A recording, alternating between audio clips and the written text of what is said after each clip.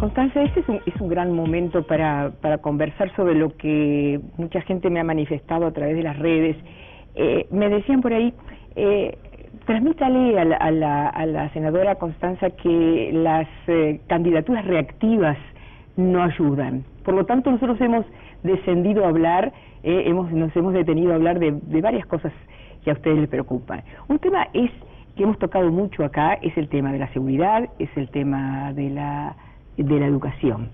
Me decía el padre Emilius hace una semana atrás, no es universal la educación en el Uruguay. ¿Por qué? Porque en las zonas rojas, que ahora también hay todo un planteo, un estudio más focalizado, que es cómo se han extendido, la integración de los chicos al sistema es muy, pero muy precario. Por decir, solo el 6% manejado por él, no sé si eso es así totalmente para las autoridades de la educación, el 6% solo termina el secundario, el 94% no. Luego tenemos muchísimos jóvenes que no estudian ni trabajan. Después tenemos, decía él, si de la educación se hablan cosas tan horribles, el que no estudia es el vivo de este juego. Es decir, ¿para qué voy a un lugar donde me voy a aburrir, no me van a aportar? ¿Cree que es un desafío el tema de la educación y por dónde Constanza Moreira plantearía la discusión, o si es que ya está planteada, por dónde se cambiaría? Yo creo que la educación sigue, para el Uruguay es una de sus políticas centrales, lo fue desde el principio, lo que hizo del Uruguay un país. Yo diría que la política social más fuerte, es la política social más universal que tenemos, además, porque la salud, siempre hubo una salud para ricos y pobres, la vivienda ni hablar, entonces la educación, por lo menos desde la reforma vareliana hasta acá, es nuestra política universal y la que ha hecho que el Uruguay fuera rico en capital humano, ¿no? Y por eso ahora sufrimos tanto, porque hemos perdido esos valores del pasado. Efectivamente, lo que se llama la brecha educativa, es decir, la desigualdad que existe entre los más pobres y los más ricos en terminar, sobre todo el secundario, que es donde tenemos el gran agujero, es muy grande, porque una persona que vive al día, no importa que tenga 12, 13, es decir, con 12 más o menos, con 13 más, con 14 más, con 15 más, con 16, una persona que vive al día no entiende muy bien para qué va a acumular un año más de educación si al final le van a pedir el liceo terminado, y el liceo terminado es un montón, se transforma en una muralla. Bordaberry ha propuesto abrir 100 centros jubilar e impulso en los barrios.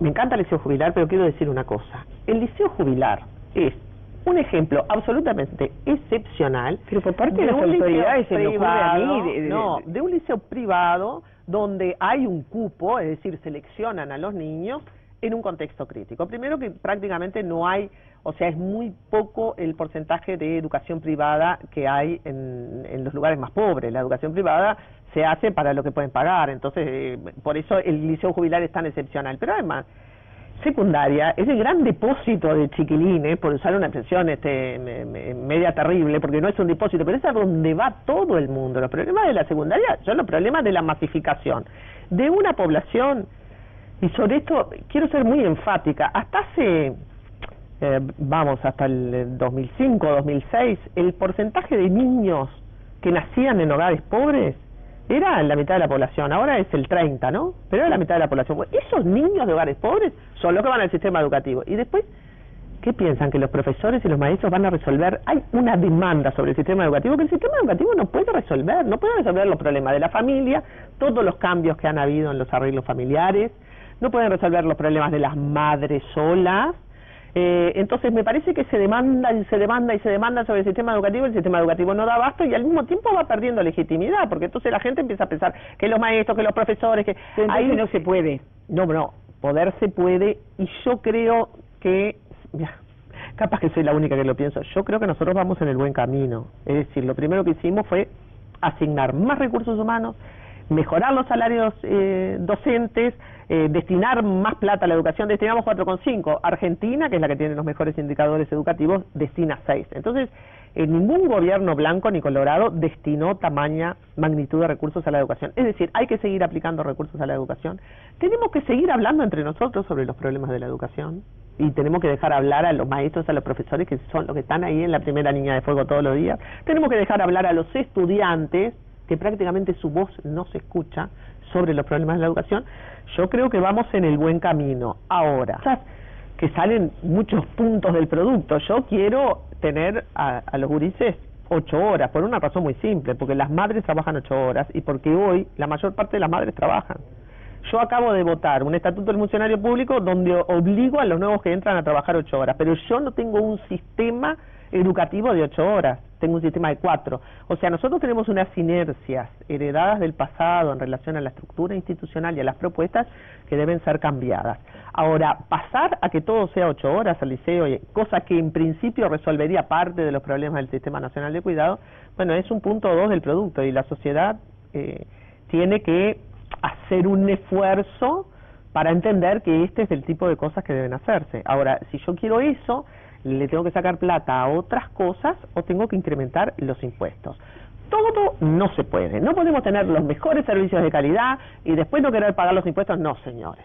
Las elecciones siempre son elecciones críticas. Entonces, bueno, si yo quiero tener servicios de calidad, no puedo al mismo tiempo estarme quejando de los impuestos. Hay una especie de retórica, de falsa retórica en ese sentido, ¿no? ¿Y usted se refiere a la clase media uruguaya? A la clase media uruguaya, que es la que recibe, sí, lógico, más carga impositiva, más carga de los trabajadores porque la recibe no solamente sí, por tarifas públicas, sino la recibe también en la producción nacional. ¿No hay que hacer una gran discusión allí? Por supuesto que todos, yo creo que la inmensa mayoría de las personas que estamos en el lado izquierdo del corazón, creemos que las cargas impositivas deben ser mucho más progresivas de lo que son, es decir, que tenemos que crear una estructura impositiva más exigente con la parte más de arriba de la ecuación y mucho menos exigente con la de más abajo. ¿Cómo se resuelve ir hacia una estructura tributaria más progresiva sin provocar desaliento empresarial, fuga de... Bueno, ese es el gran misterio de cómo hacer política de izquierda en un sistema capitalista, ¿no? Sobre eso está discutiendo, por lo menos toda América Latina está discutiendo, porque siempre los gobiernos de izquierda tienen un equilibrio difícil y es que siempre cumplan conflictos con aquellos que más pueden aportar, con los empresarios, con las clases medias altas, etcétera, pero no pueden perder su base de sustento, ¿no? Entonces, hay problemas que yo creo que más que de preferencias o de valores de la izquierda, a veces son percepciones que tenemos sobre cuánto más podemos ir de lo que vamos sin el riesgo de perder la base de sustentación política y social que tenemos. Entonces hay actitudes más timoratas y hay actitudes más audaces. ¿Usted en cuál lugar está?